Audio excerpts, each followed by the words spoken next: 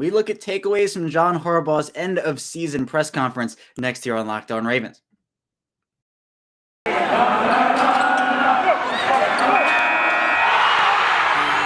You are Locked On Ravens, your daily Baltimore Ravens podcast, part of the Locked On Podcast Network, your team every day.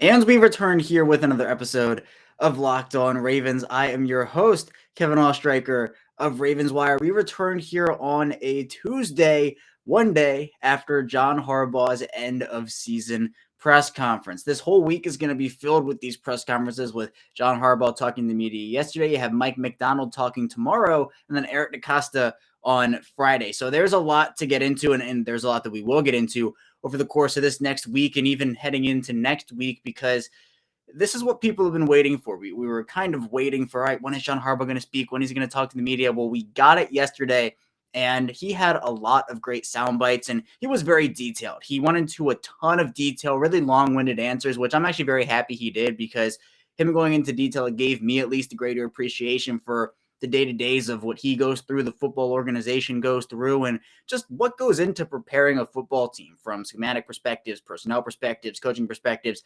There's a lot to talk about today here. So these three segments, we're just going to talk about what he said, because there were a lot of questions asked. There were a lot of good points in John Harbaugh's answers, and it's really important, I think, to dive into those answers and kind of assess and analyze where that takes this team moving forward and just my thoughts on them in general. So let's dive into all of that here now. Before we do that, though, if you're here with us on YouTube in video form, you can see my face and my background. Be sure to like this video, subscribe to the channel. We do put out content here on YouTube Monday through Friday at 6 a.m. Eastern time, 5 days a week. I greatly appreciate everybody who's already subscribed. And for those who have not, I appreciate your future subscription for sure. And for audio form, we're the same thing. We've been doing audio form here for 2.5 years. I've been hosting this show, and we just moved into video form about 4 or 5 months ago at the beginning of September. But in audio form, be sure to follow us on your favorite podcast provider. So whether that's Apple Podcasts, Google Podcasts, Spotify, or any others, we are there waiting. Also, be sure to follow me on Twitter at KOstriker34 and the Locked On Ravens Twitter account for show updates at Locked On Ravens. So with all that being said, let's talk about John Harbaugh and what he said in his end-of-season press conference. We'll start off here. We'll go down the list a little bit, just talk about it. I'll read some of the quotes off word for word, and we'll just talk about them. So the first question he was asked was about Lamar Jackson, about that injury that we didn't really know where that was going. It's all right. He has the ankle injury.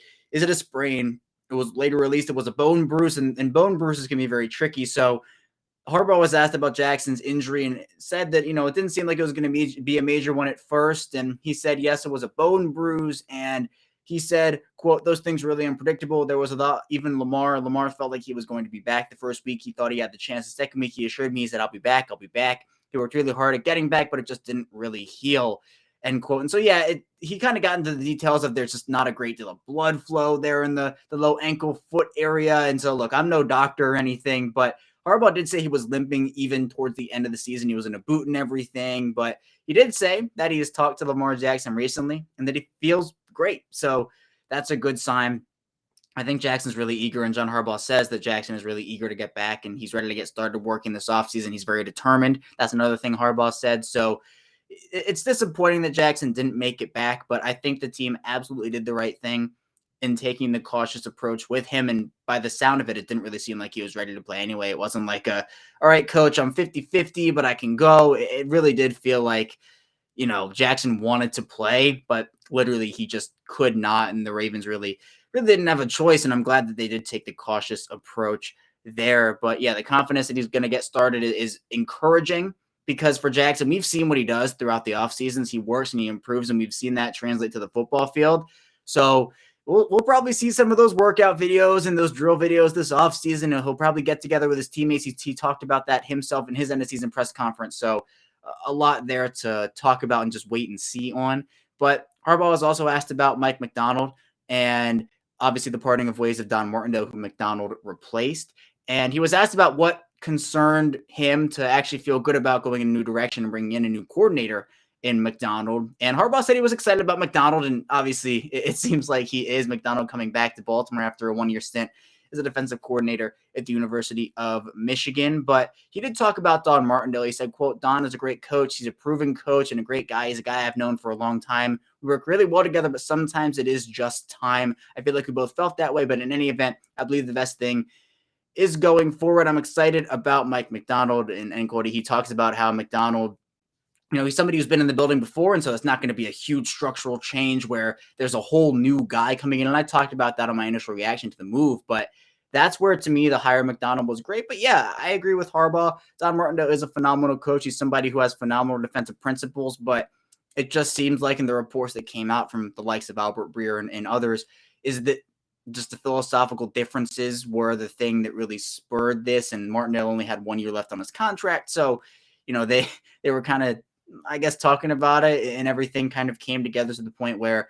Martindale, who had led some top tier defenses during his time in Baltimore, is now on the coaching free agent market. But Macdonald, I think, is somebody who's going to do a great job. And Mike Macdonald's going to talk on Wednesday, so we'll have that analysis out on Thursday. But yeah, the timing for Martindale, I think, was sure. I mean, it was still surprising to me, and it's still something I'm processing a little bit, because the injuries and everything, you can make the same excuses for Greg Roman and say, well, he had all his injuries. Well, Don Martindale barely had a secondary at the end of the season. But in any event, the Ravens get younger.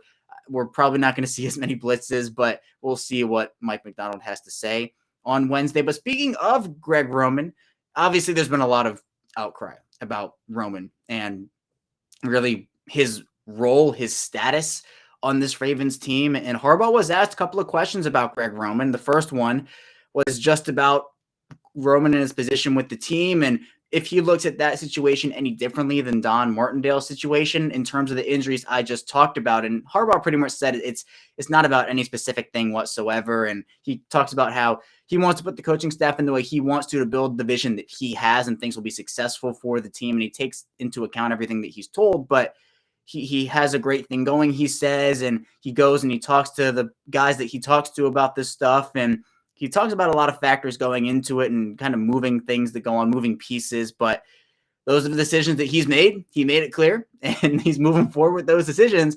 So he was asked about, actually, okay, is Greg Roman staying as the offensive coordinator? Will he be back? And John Harbaugh pretty much says, nothing's a lock in life, but he is planning on Roman to be back. He says, quote, I believe Greg plans on being back, but it's still early. We're only 3 weeks past the season. I know things happen fast for sure, just like you said, but that's the plan, and I'm excited about that, end quote. So, he wasn't like 100%, yes, Greg Roman is our offensive coordinator, but it seems like he said it in the way that's, all right, yeah, he's going to be back. And it's something I've been saying where I haven't been on the fire Greg Roman train or the keep Greg Roman train. I've been kind of realistic about the whole thing where it's, all right, the injuries were substantial. The passing offense was actually improved in the first half of the season.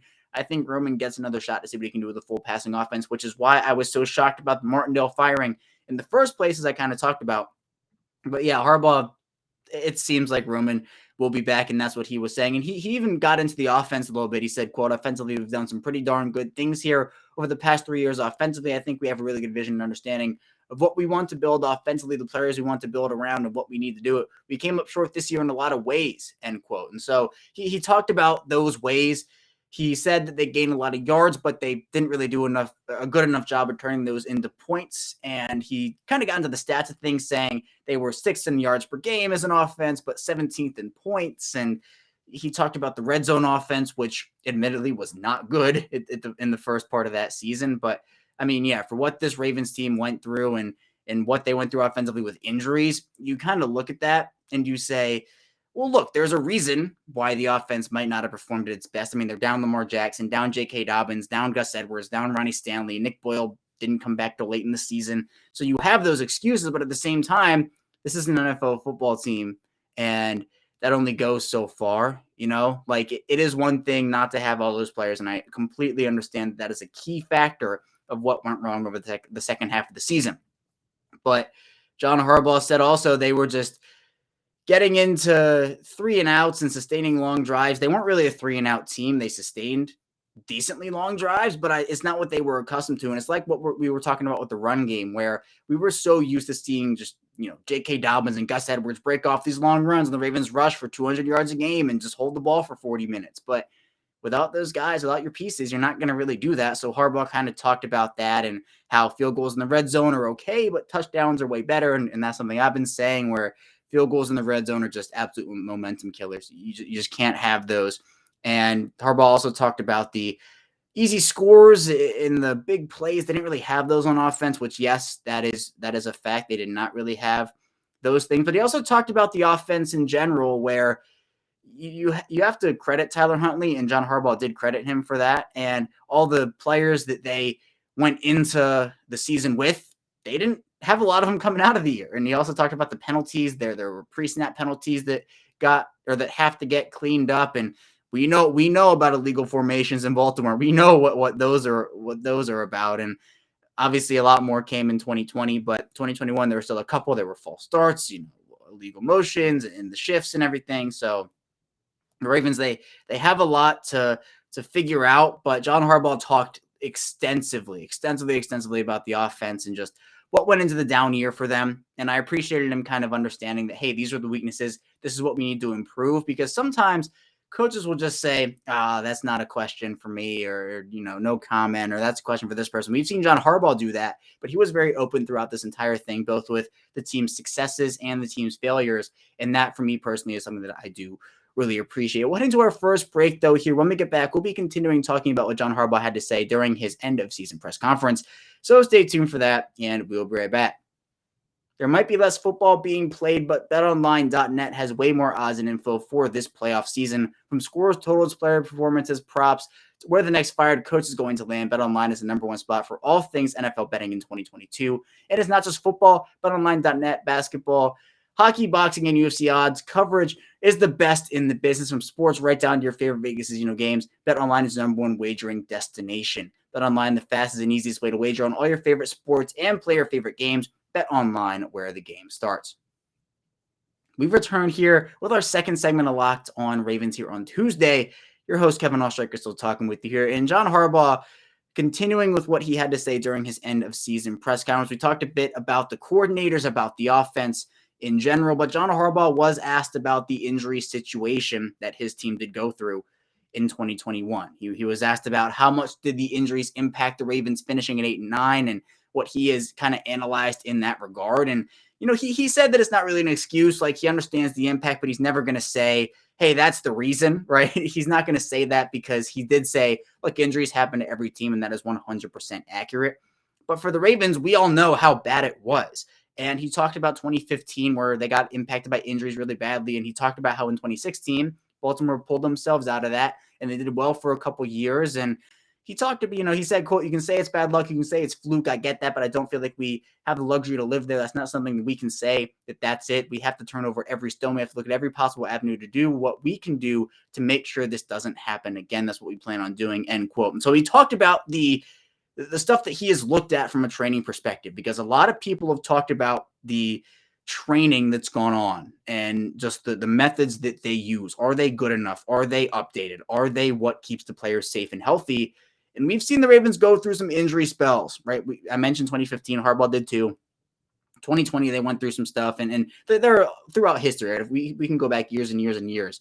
But 2019, they were relatively healthy. And so what John Harbaugh had to say about that whole thing, he said, quote, I had a meeting 2 weeks ago with our performance people. We sat in there for 4 hours. We went over every aspect of what we were doing and what we can do on the football side to try to improve that, from practice schedules, from training camp schedules, from OTAs, from how we train, from how we condition, even how we do our team, all of the modeling in terms of loads and things like that in our team periods and our individual periods. I mean, man, we're going to look at everything, and we're going to change a lot. I've talked to a lot of our players about that, because in some ways you don't change for change's sake, but sometimes you have to make changes in the way you do things. So yeah, he was really adamant about this thing about, they're going to change a lot about their training methods. And I think that is a good approach to take. A lot of people have talked about how Steve Saunders, is the guy who needs to be let go, and they need to bring in a whole new performance staff and a whole new training staff to kind of help implement some of these changes.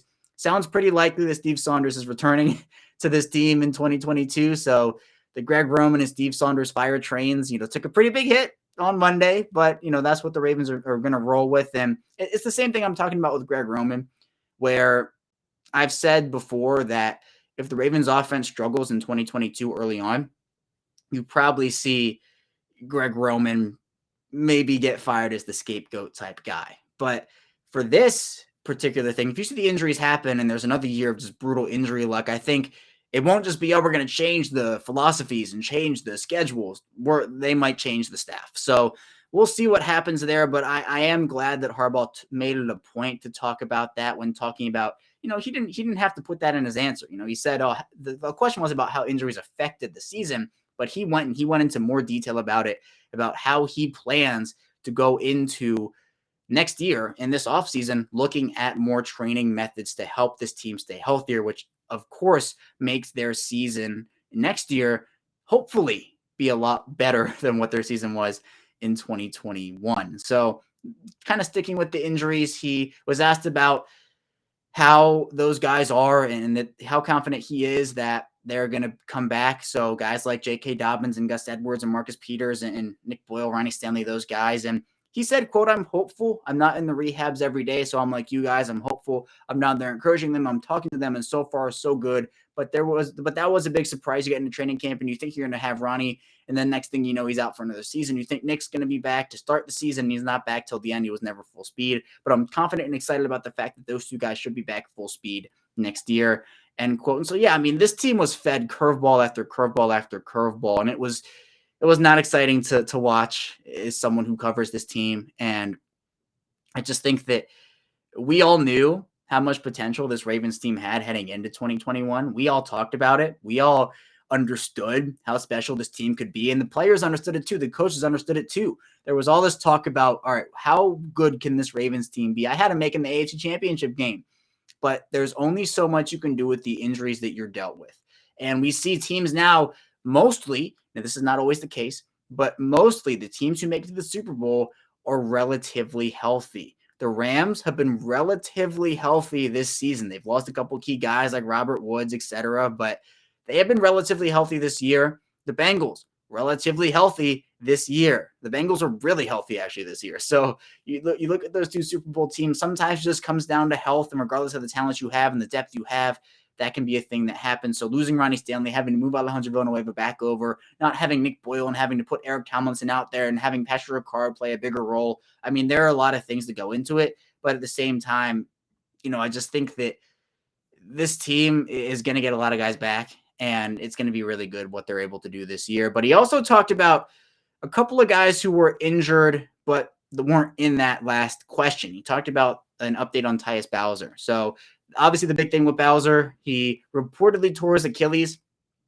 during the last game of the Ravens 2021 season against the Pittsburgh Steelers. And unfortunately, John Harbaugh did confirm that. And we saw the pictures that Bowser put on his Instagram about, him in the hospital gown and looking like he came out of surgery. So yes, John Harbaugh said, yes, he did tear his Achilles. He had surgery, but he also gave a timeline for it. He said, quote, "I think Tyus will be back for the start of the season. I think Tyus will be back for training camp. That's my prediction. That's my timeline, so I'm going to stick with that." So those are obviously John Harbaugh's thoughts. That is not the timeline of a medical doctor, but John Harbaugh's probably talked to medical doctors about what Tyus Bowser's recovery looks like, what that time frame looks like. So if Harbaugh's confident about that, we've seen John Harbaugh be right about timelines. We've seen John Harbaugh be very wrong about timelines. So I'm kind of in the middle there. I'm hopeful Bowser will be back for training camp. I think that's the best case scenario. Hopefully that will be what it is. And also he talked about Derek Wolfe a little bit. Derek Wolfe had hip surgery a couple weeks ago. He posted a picture of him rehabbing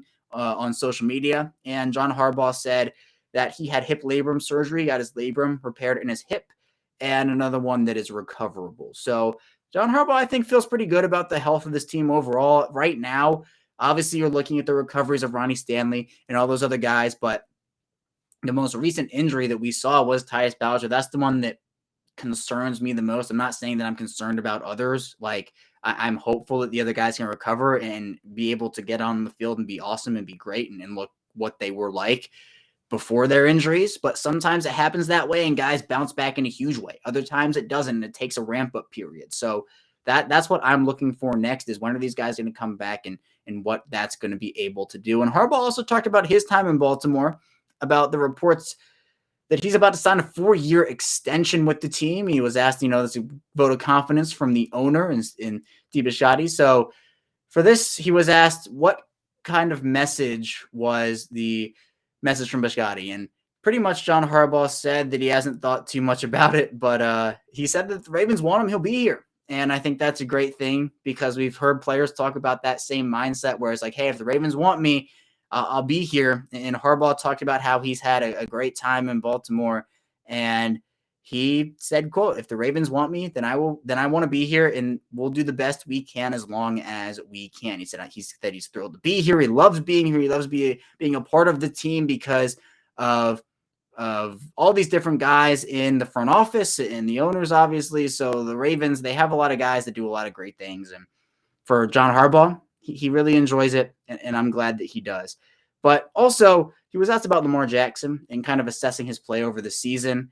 And there's a lot of things that go into the play of Lamar Jackson, especially when it comes to what the definition of building a championship offense around him looks like. And so Harbaugh was asked about that. And again, this is where it comes back to Lamar Jackson is very determined. And that's what John Harbaugh had to say for most of this question, where he says that he's going to come back and be there in April. He's going to be better than when he was when he left. And I think that what the duo of Harbaugh and Jackson bring to the table is very special. Obviously, the player-coach connection that they have is very special.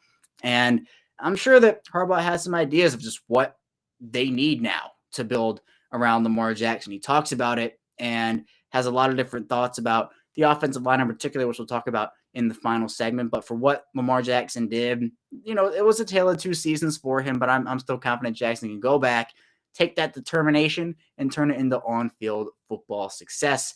We'll head into our final break here, though. When we get back, we'll be rounding out this show talking about more of what John Harbaugh had to say in his end-of-season press conference. So stay tuned for that, and we'll be right back.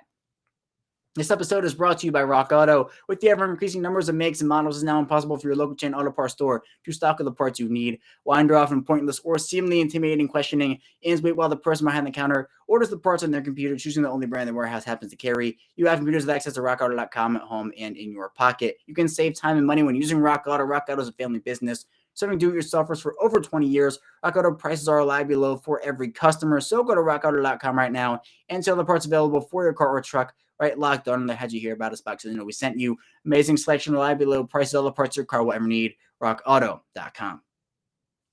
We are back here, our final segment of this Locked On Ravens Tuesday edition. Kevin Oestreicher still here with you, and let's talk more about what John Harbaugh had to say. Again, very, very detailed answers from him, and a lot of stuff going back to the 2-point conversion decisions. Yes, the 2-point conversion decisions over the course of the back half of the season for the Ravens were very, very controversial. Very controversial. And so John Harbaugh was asked about them. He was asked, going back to the 2-point decisions, now that you've had a chance to look back on them both, the impact they had on the season, did it cost the team a chance to make the postseason? What was the reaction inside the locker room? And so we've seen some of the reactions from the players on the field where he was talking to Mark Andrews and Lamar Jackson about them, and the players want to go for it. They want to be aggressive. And so usually when you ask players, hey, do you want to be aggressive here? Do you want to go for it? They're probably going to say yes. And Harbaugh talked about in a different question. He was asked about if there were any players who said no, I don't want to do this. And he pretty much said no. So I think that was right in line with what I was expecting. But he was talking about how after it, they were telling him that he should have done what he did. And he got to the fact that really nobody knows what would have happened if the team didn't go to overtime. He said that there was probably a 50-50 chance in there, which is true. It's the coin flip, and then you have to either stop the offense or score if you're on offense. So really, it's like he said that he would have done them again after thinking about it.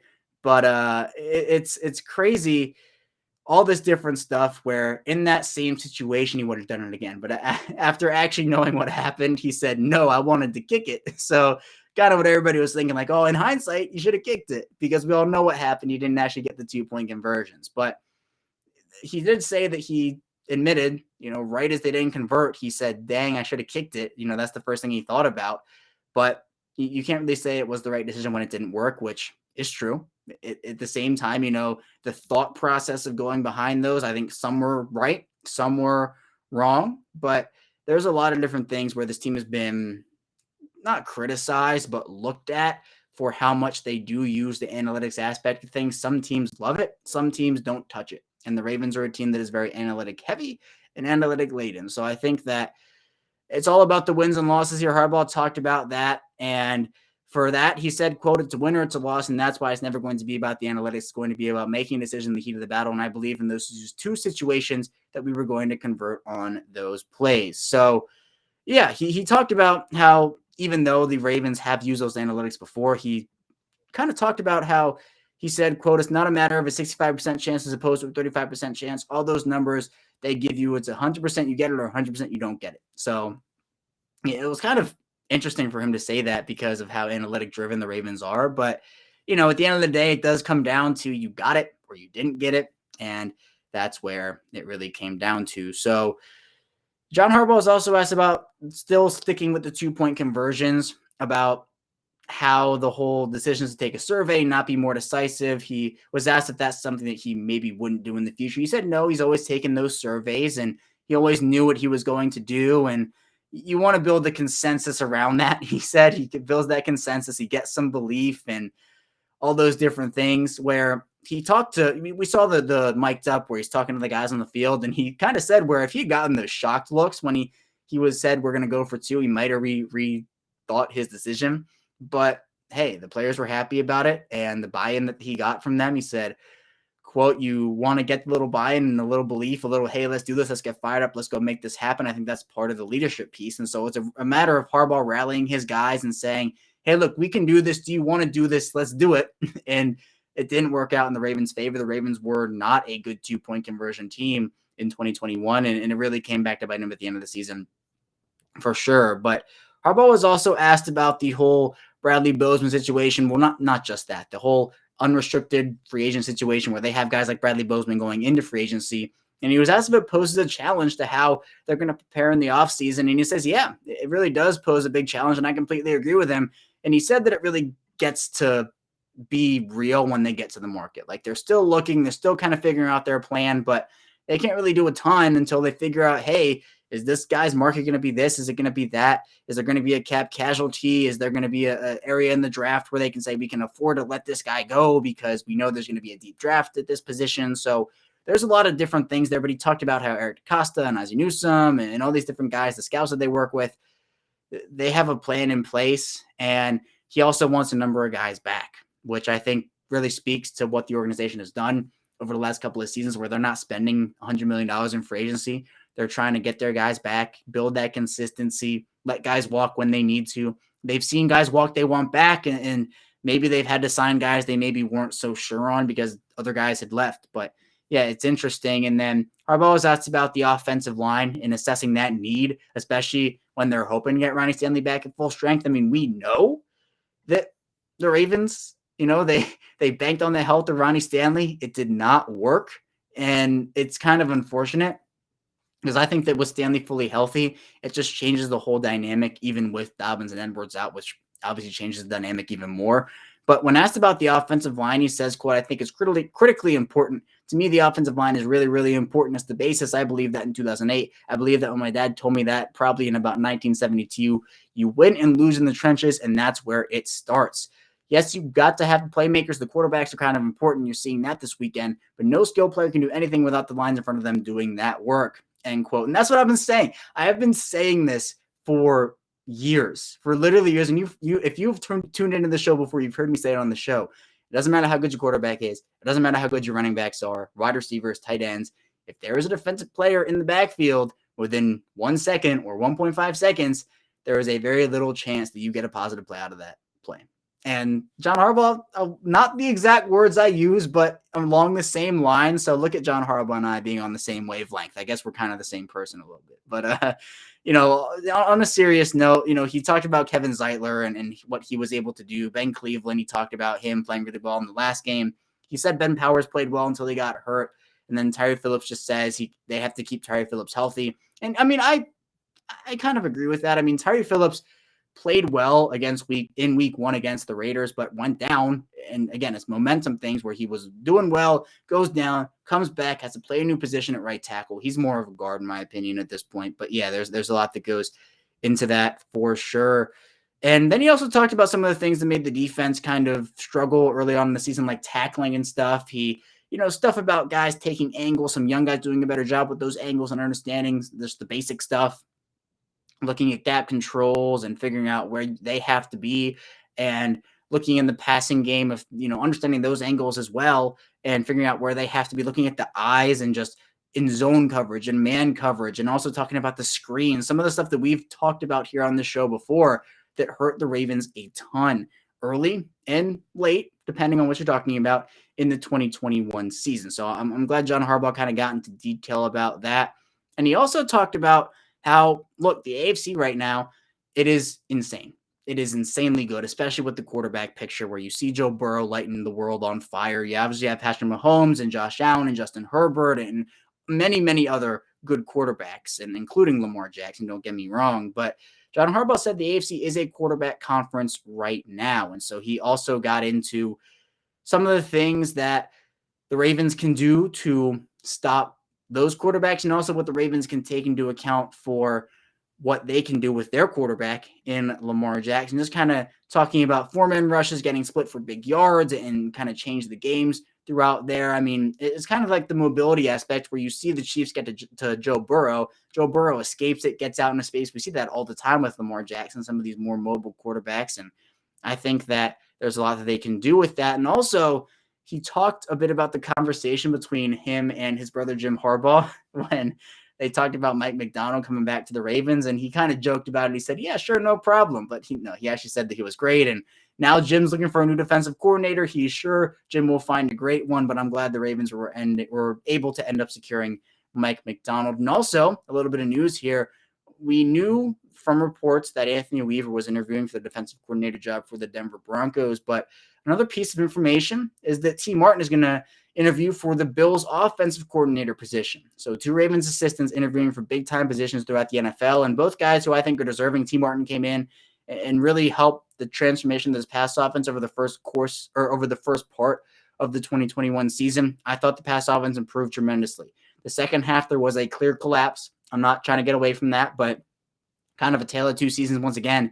He has play calling experience. He's a very experienced coach in general, and I think would be great in that role. And for Anthony Weaver, he has that play calling experience being the Houston Texans defensive coordinator in 2020 during that season. And yeah, both guys who I think are deserving. The Ravens are a coaching factory. We've seen that where guys will leave the Ravens and, take those ideals that they've learned, take the things they've learned from this organization. It's been almost every year we see a huge turnover. Obviously, one of the bigger ones, David Culley becoming the head coach of the Houston Texans for a season. But yeah, those guys are coaches who, if they are on the way out and they want to take those jobs, they get those jobs and they're offered them.